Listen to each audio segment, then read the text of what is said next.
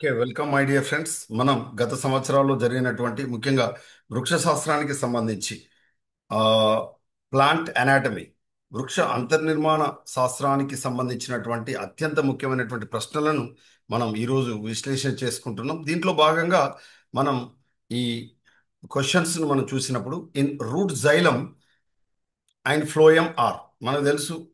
ఈ వేరులో కానీ అదేవిధంగా ఆ, దాంతోపాటు మన కాండంలో కానీ నాలికా పుంజాలలో ఉండేటువంటి దారువు పోషక కణజాలు అనేటువంటివి అమరి ఉండేటువంటి విధానంలో ఏ విధంగా వ్యత్యాసాలు ఉంటాయి అనేటువంటి దానికి సంబంధించినటువంటి ప్రశ్నలు ఇక్కడ మనం గమనించవచ్చు.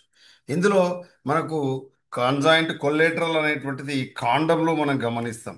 కానీ రేడియల్గా మాత్రం ఎక్కడ గమనిస్తామంటే రేడియల్గా ఉండేది మాత్రం మనం ఈ వేరులో గమనించడం అనేటువంటిది జరుగుతుంది. సో వేరులో మనం చూసినప్పుడు దారు పోషక కణజాలాలు మనకి ఎలా ఉంటాయంటే రేడియల్గా అమరి ఉంటాయి. రేడియల్గా అమరి ఉండడాన్ని మనం గమనిస్తాం. Which type of would lakhs vessels? ఈ కింది ఇవ్వబడ్డటువంటి దారువులో అంటే వుడ్ అంటే దారువు, ఏ దారువులో మనకు నాళాలు అనేటువంటివి ఉండవు అని అడిగాడు. హార్డ్ వుడ్, దీన్ని మనం ఏమని పిలుస్తామంటే ఈ హార్ట్ వుడ్ లేదా ఆ, ఈ హార్ట్ వుడ్నే మనం డ్యూరమెన్ అని అంటాం. ఏమంటాం? డ్యూరమెన్. సాఫ్ట్ వుడ్ని ఏమంటారు అంటే అల్బర్నం అంటారు. అల్బర్నం. అల్బర్నం అనేటువంటిది లైట్ కలర్లో ఉంటుంది. డ్యూరమెన్ అనేటువంటిది మనకు డార్క్ కలర్లో ఉండి మనకు ఇది ఎక్కువగా వెజల్స్తో పాటుగా మనకు ప్రత్యేకించి మనకు ఈ ఎక్కువగా లిగ్నిఫైడ్ అయి ఉండడాన్ని మనం గమనిస్తాం. ఇది ఎక్కువగా లైవ్డ్గా ఉంటే ఇది దారుణాలు చాలా వెడల్పుగా ఉంటాయి. ఇక్కడేమో చాలా దృఢంగా లిగ్నిఫైడ్తో నింపబడి ఉంటాయి అన్నమాట. ఇక్కడ అసలు వెజల్ లేనటువంటి దాన్ని మనం ఏమంటామంటే సాఫ్ట్ వుడ్. జిమ్నోస్పెమ్స్లో మనం దీన్ని గమనిస్తాం. వివృత బీజాల్లో ఈ క్వశ్చన్ మీరు గమనిస్తే చాలా టిపికల్ క్వశ్చన్ ఇది. ఇవ్వబడ్డటువంటి వాటిలో ల్యాక్స్ వెజల్స్ అన్నాడు. శాప్వుడ్లో మనకు శాప్వుడ్ను తెలుగులో మనం ఏమంటాం అంటే రసదారు అంటాం. ఏమంటాం? రసదారు. ఈ రసదారువులో దారుణాలు ఉంటాయి. అదేవిధంగా హార్ట్ వుడ్, దీన్నే మనం అంతర్దారువు అంటారు. రసదారు, అంత్యదారు అంటారు. రసదారువు, అంతర్దారువు అంటారు. అంతర్దారువు. అంతేకాదు, అంతర్దారువు. అంతర్దారువు. అంతర్దారువు. దీంట్లో మనకు దారు నాళాలు ఉంటాయి. ఓకే, కాబట్టి సాఫ్ట్వుడ్ అనేటువంటిది జిమ్నోస్పెమ్స్లో మనకు నాళాలు అనేటువంటివి ఉండవు. కేంబియల్ రింగ్ ఈజ్ ఫార్మ్డ్ బై, ఏదైతే మనకు ఈ విభాజ్యక కణజాలాలకు సంబంధించినటువంటి వలయం, విభాజ్యక కణావళి వలయం. కేంబియల్ రింగ్ అంటే విభాజ్యక కణావళి వలయం. ఈ విభాజ్యక కణావళి వలయం అనేటువంటిది మనకు ఎలా ఏర్పడుతుందని అడిగాడు. ఇంటర్ఫెసిక్యులర్ అండ్ ఇంట్రాఫెసిక్యులర్ క్యాంబియం. ఓకేనా?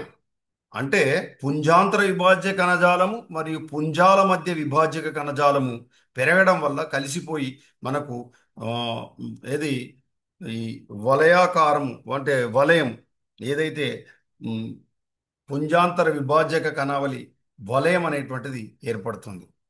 కేంబియల్ రింగ్ విభాజక కణావళి వలయం, పుంజాల మధ్య కణజాలము, పుంజాంతర కణజాలము రెండిటి కలయిక ఫలితంగా ఏర్పడుతుంది. అందుకే మనకు ద్వితీయ వృద్ధి జరిగేటువంటి కాండంలో కానీ ద్వితీయ వృద్ధి జరిగేటువంటి వేరులో కానీ ఈ కేంబియల్ రింగ్స్ ఏర్పడడం అనేటువంటిది అత్యంత ప్రామాణికం. ఇందులో అంట్రాఫెసిక్యులర్ అంటే మనకు పుంజాంతర పుంజ అంతస్థ విభాజ్య కణజాలం. ఇంట్రాఫెసిక్యులర్, ఇంటర్ అంటేనేమో పుంజాంతర విభాజ్య కణజాలము, ఇంట్రా అంటే పుంజ అంతస్థ విభాజ్య కణజాలం. ఈ రెండు కలిసిపోయి మనకు విభాజ్య కణావళి వలయం అనేటువంటిది ఏర్పడుతుంది. చాలా చాలా ఇంపార్టెంట్. ద్వితీయ వృద్ధిలో దీని యొక్క పాత్ర ఎక్కువగా ఉంటుంది. Next, the activity of cork cambium results in, మనకి ఏదైతే ఈ కార్క్ కేమియం లేదా దీన్ని మనం వల్కల విభాజ్యక కణజాలం లేదా బెండు విభాజ్యక కణజాలం అంటాం. ఈ బెండు విభాజ్యక కణజాలం ఫలితంగా ఏర్పడుతుందంటే పెరిడర్మ్ ఫార్మేషన్ అవుతుంది. పెరిడర్మ్ అంటే పరిచర్మము ఏర్పడుతుంది. పరిచర్మము. తర్వాత రిజిడ్ ప్లాంట్ పాట్స్ హ్యావ్, ఏదైతే దృఢంగా ఉండేటువంటి గట్టిగా ఉండేటువంటి శిలల మాదిరిగా ఉండేటువంటి మొక్క భాగాల్లో ఏ కణజాలం ఉంటుందని అడిగాడు. పారెన్కైమ్ అంటే మృదు కణజాలం, కోలెన్కైమ్ అంటే స్థూల కోణ కణజాలము, స్క్లీరెన్కైమ్ అంటేనేమో దృఢ కణజాలం. సో దృఢ కణజాలాన్ని మనకు శిలా కణజాలం చేత, వీటిని శిలా కణాలు లేదా శిలా కణజాలాలు అనేటువంటిలో భాగంగా ఉంటాయి కాబట్టి ఈ స్క్లీరెన్కైమ వల్ల మొక్క యొక్క పాటుకు దృఢత్వం అనేటువంటిది ఏర్పడుతుంది, స్టిఫ్నెస్ ఏర్పడుతుంది, రిజిడ్గా ఉంటుంది అనమాట.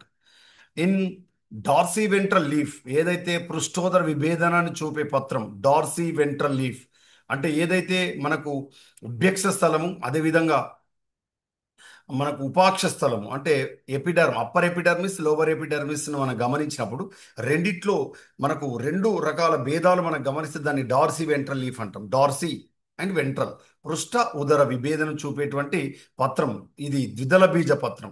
డైకాట్లెడనస్ leaf we can called as dorsiventral leaf. ఇందులో మనం గమనించినట్లయితే ద మీజోఫిల్ కన్సిస్ట్, ఇది మనకు బాహ్య అంటే మనకు మ్, ఆ, ఉపరి మనకు ఊర్ధ్వబాహ్య చర్మం, ఇది అధోబాహ్య చర్మం అన్నప్పుడు పై వైపుకు ఏముంటుందంటే ప్యాలిసేడ్ ఉంటుంది. ఇది కింది వైపుకి ఏముంటుందంటే మనకు స్పాంజ్ టిష్యూ ఉంటుంది. ఎందులో? డార్సీ వెంట్రల్ దాంట్లో.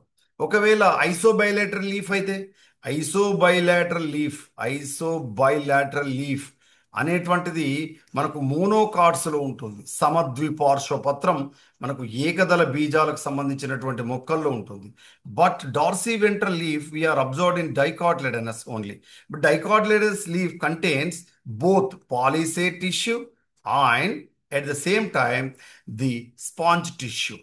రెండు రకాల అంటే స్తంభ మృదు కణజాలము, స్పాంజి మృదు కణజాలము, రెండు రకాల కణజాలాలు కలిగి మనకు మనకు మీజోఫిల్ అంటే పత్రాంతరము ఏర్పడి ఉంటుంది. కానీ సమద్విపార్శ్వ పత్రం లేదా ఏకదళ బీజ పత్రంలో అయితే పాలిసేడ్ టిష్యూ ఉంటుంది, అయితే స్పాంజ్ టిష్యూ మాత్రం ఉంటుంది. బోత్ ఆర్ నాట్ ప్రెసెంట్, ఏదైనా ఒకటి మాత్రమే ఉంటుంది. అయితే ఇక్కడ అడిగిన ప్రశ్న ఏంటిది? పృష్ఠోదర పత్రంలో పాలిసేడ్ ప్యారెంకైమా అంటే పాలిసేడ్ అంటే స్తంభ మృదు కణజాలం ఏ వైపున ఉంటుంది అని అన్నాడు. ఏ వైపున ఉంటుందని చెప్పుకున్నాం answer below upper epidermis. Lower epidermis కాదు, అప్పర్ ఎపిడర్మిస్ వైపు ఉంటుంది. లోవర్ ఎపిడర్మిస్ వైపు ఉండేది స్పాంజ్ టిష్యూ, లోవర్ ఎపిడర్మిస్ ఉండేది ఏంటిది? Sponge. The innermost layer of cortex in root is, చాలా చాలా ఇంపార్టెంట్. అంటే వల్కలం యొక్క లోపలి పొర ఏంటిదని అంటాడు. జనరల్గా మనం పెరిసైకిల్ అని పెడతాం. నో, పెరిసైకిల్ అనేటువంటిది in the part of steel. Steel యొక్క మనకు అవుటర్ మోస్ట్ లేయర్ అని మనం చెప్పుకోవాలి. అర్థమవుతుందా? పెరిసైకిల్ అనేటువంటిది స్టీల్ యొక్క అవుటర్ మోస్ట్ లేయర్ అని చెప్పాలి. ఎండోడర్మిస్ను మాత్రం మనకు కార్టెక్స్ యొక్క ఇన్నర్ మోస్ట్ లేయర్ అని చెప్పాలి. వల్కలం యొక్క లోపలి పొర. సాధారణంగా వల్కలంను మనం గమనిస్తే కార్టెక్స్ యాజ్ క్లాసిఫైడ్ ఇంటూ, కార్టెక్స్ను మనం గమనిస్తే మనకు outer cortex, inner cortex, inner cortex and endodermis. చూసిండ్రా? వెలుపలి వల్కలము, లోపలి వల్కలం మరియు అంతఃచర్మము, ఈ మూడు కలిసి మనకు వల్కలంలో మనం గమనిస్తాం. వల్కలంలోని భాగం ఇవన్నీ: outer cortex, innermost cortex and endodermis. These are all in the part of cortex. మరి ఎపిడెర్మిస్ మనకు తెలుసు, దీని ఎపిబ్లెమ్ అని కూడా మనం తెలుస్తాం. పైన ఉపరి బాహ్య చర్మం యొక్క వెలుపలి అంటే ఏదైతే కాండం కానీ వేరు యొక్క వెలుపల ఉండేటువంటి ఒకే పొర మందం చేత కానీ లేదా రెండు పొరల మందం చేత కానీ ఉండేటువంటి నిర్మాణం ఎపిడెర్మిస్ అని మనం చెప్పుకుంటాం. జనరల్గా కాండంలో అయినట్లయితే మనకు పైన మనకు అవబాసిని ఉండి మైన పొర ఉండి పైన మనకు ఆ, ఇది ట్రైకోమ్స్, కేశాలు లాంటి నిర్మాణాలు అనేటువంటి ఉంటాయి.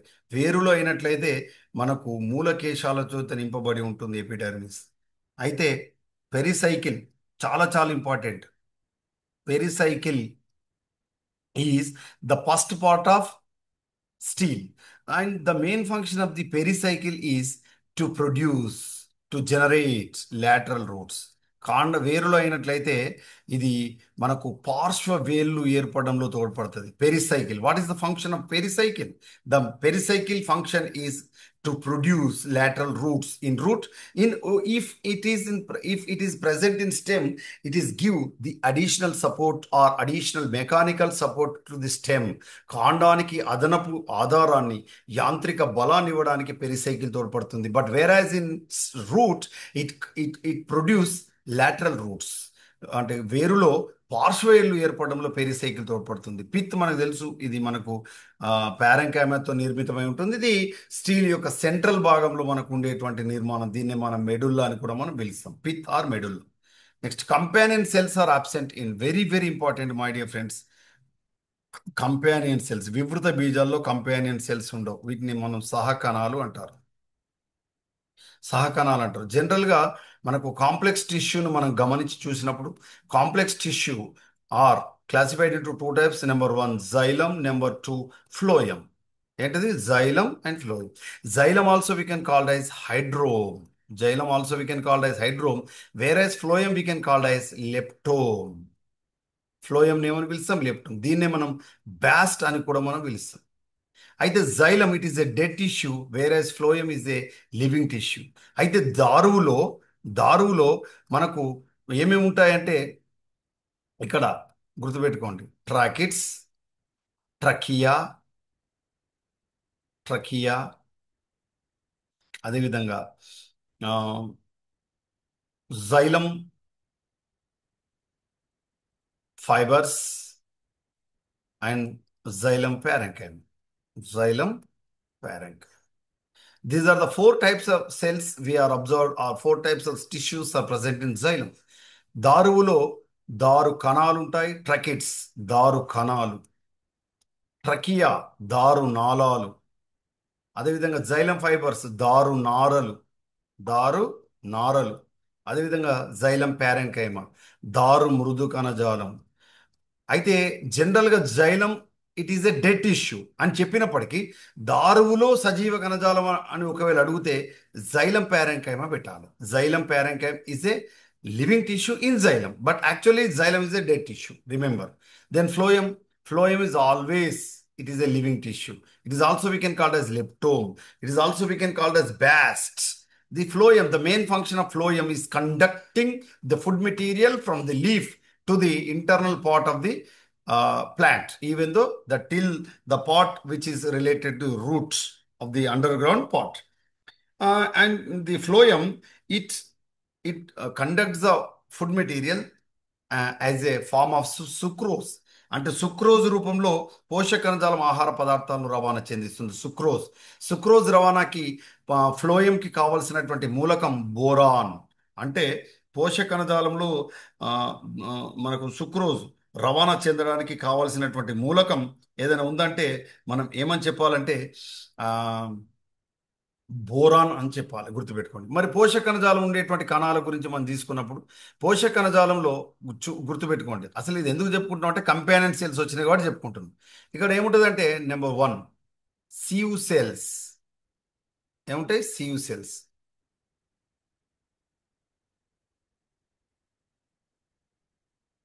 ఫ్లోయంలో ఏముంటాయి? Sieve cells. దీన్ని మనం ఏమంటాం అంటే చాలని కణాలు. నెంబర్ టూ సియు ట్యూబ్స్, దీన్ని చాలని నాళాలు అంటారు. ఈ చాలని నాళంలో సియు ప్లేట్స్ ఉంటాయి, చాలని పలకాలు ఉంటాయి. తర్వాత మూడోది కంపానియన్ సెల్స్. మనం దోస్తున్న వారే కంపెనీలు అంటారు, చూసినారు? ఇది అదనమాట, సియు ట్యూబ్కు ఆనుకొని ఉండేటువంటిది కంపానియన్ సెల్స్. ఫోర్త్ వన్ మనం గమనించినప్పుడు ఫ్లోయం. ఫోన్ వచ్చింది. ఫ్లోయం ప్యారెన్కైమా, ఫ్లోయం ప్యారెన్కైమా, అదేవిధంగా ఫ్లోయం ఫైబర్స్. ఇవన్నీ కూడా లివింగ్ టిష్యూసే మనం చెప్పుకోవచ్చు. అయితే మనం గమనించండి, ఈ phloem fibres very very valuable fibres, like gold. మనం జనపనార అని చెప్పుకుంటూ చూసారా? మా తాత వాళ్ళు ఈ ఎడ్ల కచ్చడానికి ఆయిల్ పెట్టి కందెన పెట్టి జనం వేసేవారు అనమాట. ఆ జనపనార అనేటువంటిది ఈ పోషక కణజాల నారకు సంబంధించింది, గుర్తుపెట్టుకోండి. ఇది కార్కోరస్ క్యాప్సులారిస్ అనేటువంటి మొక్క నుంచి మనకు ఈ జనుము అనేటువంటిది వస్తుంది. ఇది పోషక కణజాల నార అని గుర్తుపెట్టుకోవాలి. అదేవిధంగా ఈ జనపనార అనేటువంటిది కేవలం కందెన పెట్టి మనకు ఏదైతే యంత్రాలకి, ముఖ్యంగా మన ఎడ్ల కచ్చడానికి ఈ ఏదైతే ఈ సౌండ్ రాకుండా స్మూత్గా నడవడానికి ఏ విధంగా అయితే వాడేవారో, అదేవిధంగా ఇదే జనపనారను గోనె సంచుల తయారీకి, అదేవిధంగా సంచులు బస్తాల తయారీకి, తాళ్ళ తయారీకి వాడేవారు. ఏది? ఎడ్ల నాగళ్ళు గాను, అదేవిధంగా మనకు ఈ నాగలికి కానీ ఎడ్ల కచరాలకు కట్టి కానికి కానీ కట్టడానికి ఈ దృఢంగా ఉండేటువంటి ఈ తాళ్ళను పేనడంలో ఈ ఫ్లోయం ఫైబర్స్ అనేటువంటి తోడ్పడేవి. ఇంతకుముందు మనకు తాటి చెట్టు నుంచి కానీ అదేవిధంగా ఈత చెట్టు నుంచి కూడా నారలు తీసేవారు. వాటి నుంచి ఈ బర్రెలను అట్ల విధంగా ఎడ్లను కట్టేయడానికి ఆ, ఏది తనుగులను వేసేవారు. వర్షాలు పడ్డప్పుడు రైతులు ఏం చేసేవారంటే ఆ వర్షం పడేటువంటి సమయంలో ఇంట్లో కూర్చొని ఈ ఈ నారలను మంచిగా మెత్తగా గట్టిగా భూమికి కొట్టి మెత్తబడేటట్టు చేసి ఏం చేస్తారంటే తాళ్ళు వేనేవారు. అంతేకాకుండా పశువులు ఆ, మేతకు వేయడానికి వెళ్ళినప్పుడు ఇతర పంటను నాశనం చేయకుండా పంటను తినకుండా ఉండడానికి వాటి యొక్క నోటికి అంటే వాటి యొక్క మూతి భాగానికి ఈ బుట్టి రూపంలో కట్టేవారు అనమాట. ఈ బుట్లు తయారీలో కూడా ఈ నారను ఉపయోగించేవారు. అయితే ఈ నార మెత్తగా కావడానికి వీళ్ళు ఈ కొబ్బరి నుంచి వచ్చే నారలు కానీ అదేవిధంగా ఈ జూట్ నుంచి వచ్చేటువంటి నారలను ఉప్పు నీటిలో నానబెడతారు. గోరువెచ్చగా ఉండే లేదా నార్మల్గా ఉండేటువంటి ఉప్పు నీటిలో నానబెడతారు. ఇలా నానబెట్టే విధానాన్ని రెట్టింగ్ అంటారు. ఏమంటారు? రెట్టింగ్. ఈ రెట్టింగ్ వల్ల ఏమవుతుందంటే ఈ నారలు మెత్తబడతాయి అన్నమాట. మెత్తబడి చేత్తోటి ఇలా పేనడానికి బాగా ఈజీగా అల్లడానికి తోడ్పడతాయి అన్నమాట. కానీ అప్పటి కాలంలో ఈ చదువుకోలేనటువంటి ఈ రైతులకు వీళ్ళకు తెలియకపోవడం వల్ల వీళ్ళు భూమికేటి దాన్ని గట్టిగా కొట్టి చేత్తోటి బాగా ఇలా పేనేవారు అనమాట. దాంతో ఈ కాలాన్ని వృధా చేయకుండా వర్షం కాలంలో వర్షం పడే సమయంలో ఈ ఎడ్లకు కట్టేయడానికి బర్రెలను కట్టేయడానికి ఈ నారలను ఉపయోగించేవారు. ముఖ్యంగా తాటి చెట్టు నుంచి వచ్చేటువంటి కానీ ఈత చెట్టు నుంచి వచ్చేటువంటి తాళ్ళను కానీ వేసేవారు. దానికి బెస్ట్ ఎగ్జాంపుల్ మా ఇంటి దగ్గరే మా తాత ఉండేవారు. మా తాత మా నాన్న మేము కూడా ఆ ఈ ఈ ఇలాంటి ఈ నారతో ఈ తణుగులు వేయడం కూడా నేర్చుకొని ఆ కాలాన్ని సద్వినియోగపరుచుకున్నాం. It is a great opportunity to interact with you, my dear friends, because they didn't waste even single minute of time during rainy season. Due to heavy rain, they are utilized time fruitfully with making of these threads. అంటే ఈ పగ్గాలు కానీ తాళ్ళు కానీ తనుగులు కానీ వేసి కాలాన్ని వృధా చేసుకోకుండా పశువులను మంచిగా కట్టేయడానికి పాడి పంటలు పెరగడంలో వాళ్ళు కాలాన్ని వినియోగించుకున్నారు. ఇవన్నీ కూడా ఈ కాంప్లెక్స్ టిష్యూ నుంచి వచ్చినాయి, సంక్లిష్ట కణజాలాల నుంచి వచ్చినాయి. అయితే ఇక్కడ ఈ కంపానియన్ సెల్స్ గురించి మనం చెప్పుకునేటువంటి క్రమంలో సహకణాలు అనేటువంటివి మనకు వివృత బీజాల్లో ఉండవు, కానీ ఆవృత బీజాల్లో సహకణాలు ఉంటాయి. అయితే సహకణం చేసే పని ఏంటిదంటే చాలనీనాళ కణం. వెరీ వెరీ ఇంపార్టెంట్ పాయింట్ ఇక్కడ చెప్పుకోవాలి. ఈ సీవ్ ట్యూబ్ సెల్ అనేటువంటిది గుర్తుపెట్టుకోండి. Matured sieve tube cell does not possess any nucleus. అంటే కేంద్రకాన్ని కోల్పోతుంది.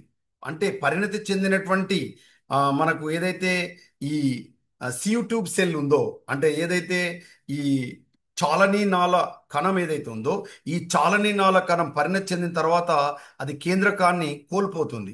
కాబట్టి మీకు కాంపిటేటివ్ ఎగ్జామ్లో అయినప్పుడు కేంద్రక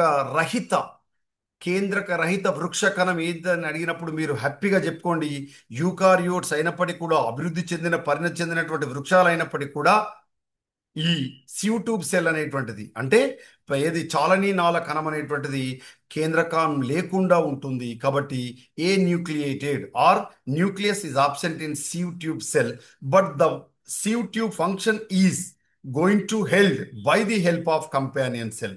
కాబట్టి సహకణం ఏం పని చేస్తుందంటే ఈ కంపానియన్ సెల్లే మనకు ఈ సీవ్ ట్యూబ్ సెల్ చేసేటువంటి పనికి సహకరిస్తుంది. చాలా చాలా ఇంపార్టెంట్. అందుకే ఆవృత బీజాల్లో ఏకదళ బీజాల్లో కానీ ద్విదళ బీజాల్లో కానీ ఆవృత బీజాల్లో sieve tube cell companion cell ఒకదానితో ఒకటి గట్టిగా టైట్లీ బైండ్ అయి ఉంటాయి, పక్కపన్న అమరి ఉంటాయి. చాలా చాలా ఇంపార్టెంట్ కాంప్లెక్స్ టిష్యూలో, ముఖ్యంగా పోషక కణజాలంలో సీవ్ ట్యూబ్ సెల్ అదేవిధంగా companion cell. Next, water conducting cells in gymnosperms are very very important. వివృత బీజాల్లో నీటిని రవాణా చేసేటువంటివి గుర్తుపెట్టుకోండి. దారునాళాల దారు కణాల అంటే గుర్తుపెట్టుకోండి, వివృత బీజాల్లో దారునాళాలు ఉండవు, ట్రాకిడ్స్ మాత్రం ఉంటాయి. అంటే దారు కణాలు మాత్రమే ఉంటాయి, దారునాళాలు ఉండవు. కాబట్టి tracheids are correct. Next, lenticels are formed by. ఇక్కడ మనం గమనించండి, లెంటిసెల్స్ ఎప్పుడు ఫామ్ అవుతాయి గుర్తుపెట్టుకోండి, ఫెల్లోజన్. దీన్ని మనం ఏమంటామంటే మనకు ఈ ద్వితీయ వృద్ధి జరిగేటువంటి క్రమంలో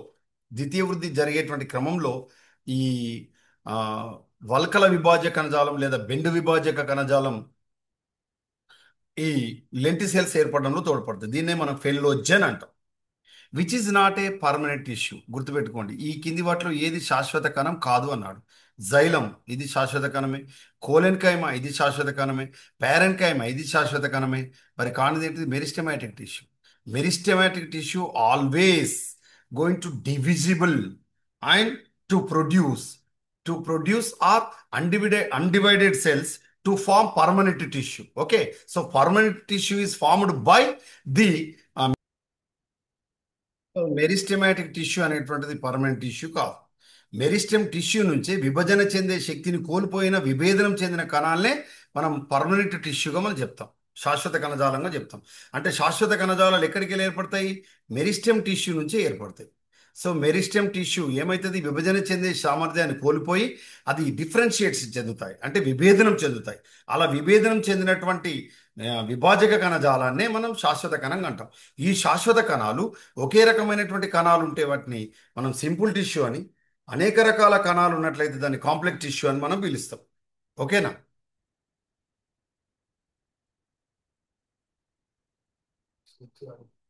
నెక్స్ట్, పెరిసైకిల్ ఈజ్ ప్రెసెంట్. మరి మనకు పరిచక్రం అనేటువంటిది ఎక్కడ ఉంటుంది?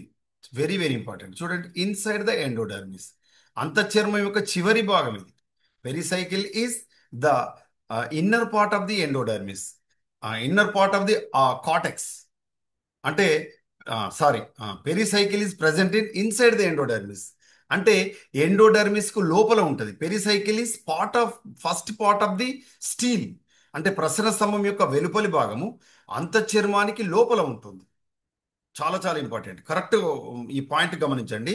పరిచక్రము ఎక్కడ ఉంటుంది? పరిచక్రము అంతఃచర్మానికి లోపల ఉంటుంది. And it is the first part of the steel, లేదా ప్రసరణ స్తంభంలో వెలుపల ఉంటుంది. Next, the root hairs arises from, మనకు తెలుసు వేరు యొక్క మూలకేశాలు ఎక్కడికి వెళ్ళి వస్తాయి? ఎపిడర్మిస్.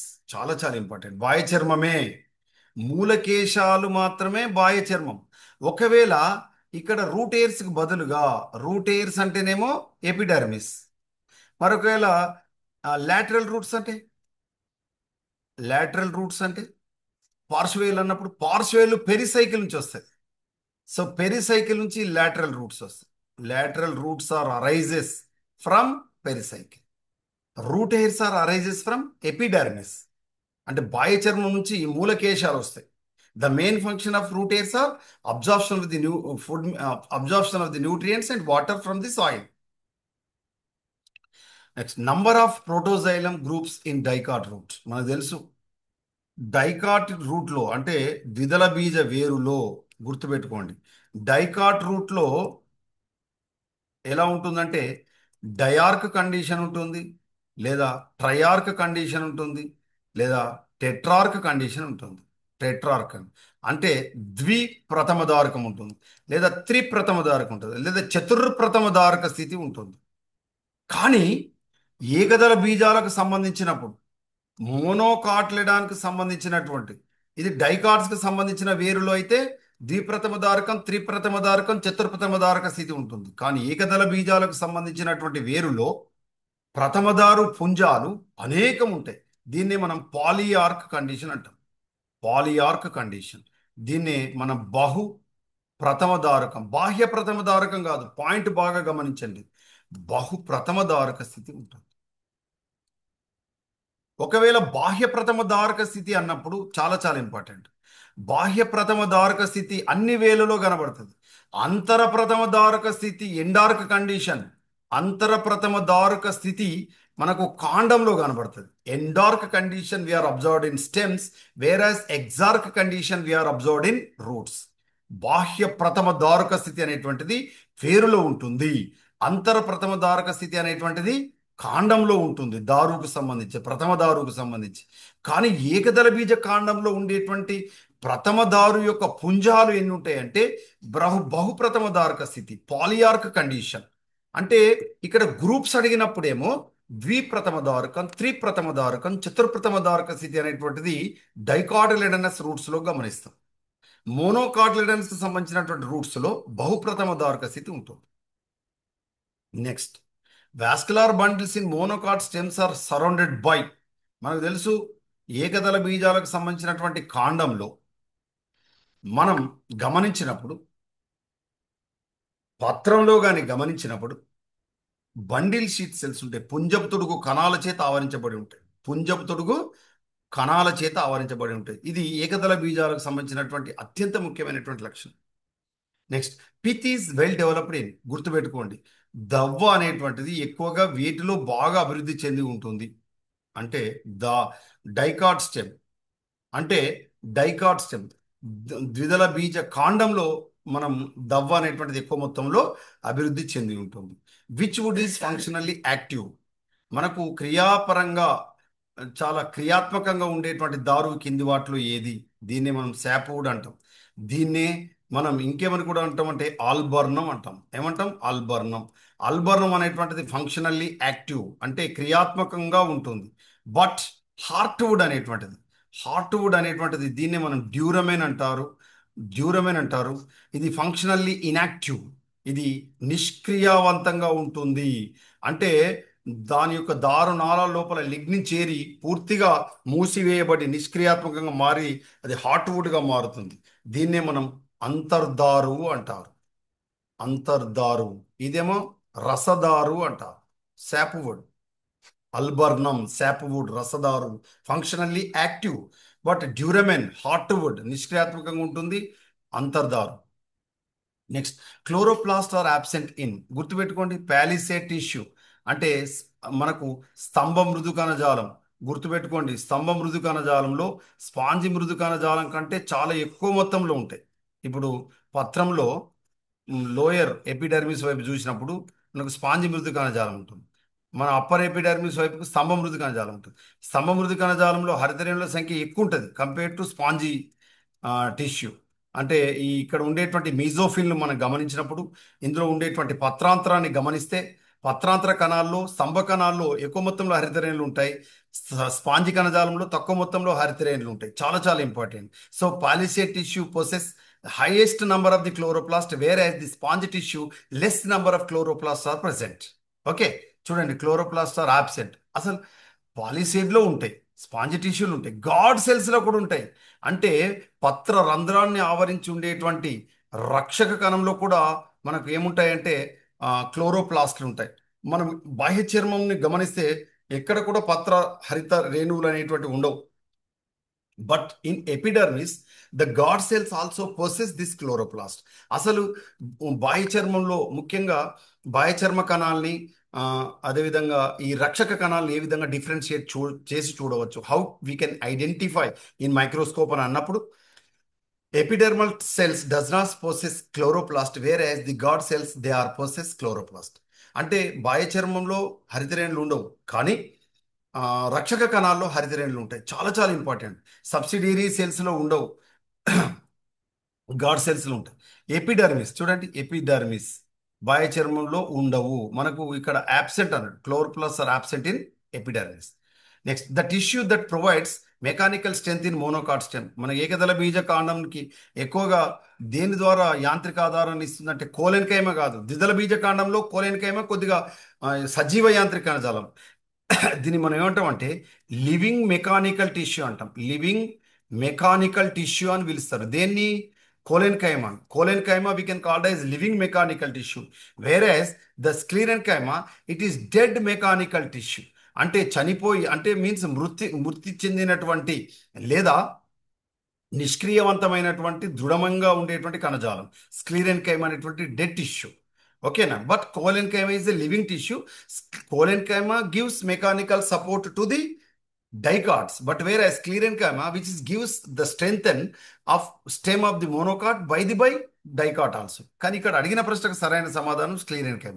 ఏకదళ బీజ కాండానికి మనకు యాంత్రిక బలాన్ని ఇచ్చేది స్క్లీరెన్కైమ. మరి కోలెన్కైమ కాదా? కాదు. ఎందుకు? కోలెన్కైమ ప్రజెంట్ ఇన్ ఓన్లీ డైకాట్స్.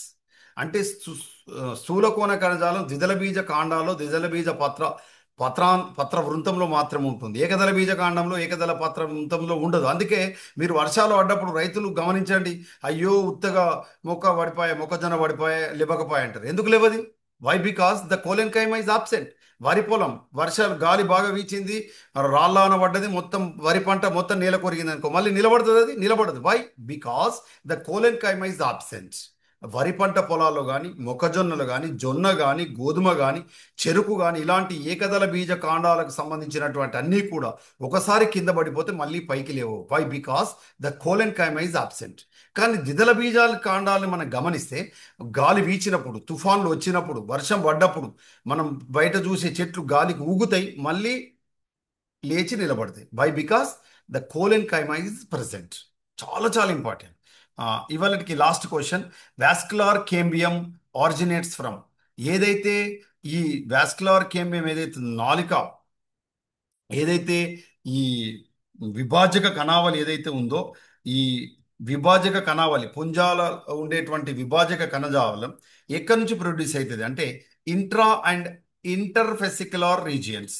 అంటే నాలిక, ఏది వాస్కులార్ కేంబియం అంటే మనకు ఏదైతే ద్వితీయ వృద్ధి జరిగేటువంటి క్రమంలో ఏర్పడేటువంటి ఆ, వలయాకారంలో ఏర్పడేటువంటి ఈ విభాజక కణావళి ఏదైతే ఉందో అంటే కేంబియం, వాస్కులార్ కేంబియం ఎక్కడి నుంచి ఏర్పడుతుందంటే ఇంట్రాఫెసిక్యులర్ అండ్ ఇంటర్ఫసిక్యులర్, అంటే పుంజాంతర విభాజ్య కణజాలం మరియు పుంజాల మధ్య విభాజ్య కణజాలం కలిసి విభాజ్యక కణావళి వలయం ఏర్పడుతుంది. దాన్నే వాస్కులార్ కేంబియంగా మనం పిలుస్తాం. ఓకే, ఇది ఈ రోజుకు సంబంధించినటువంటి class. My dear friends, I will stop here.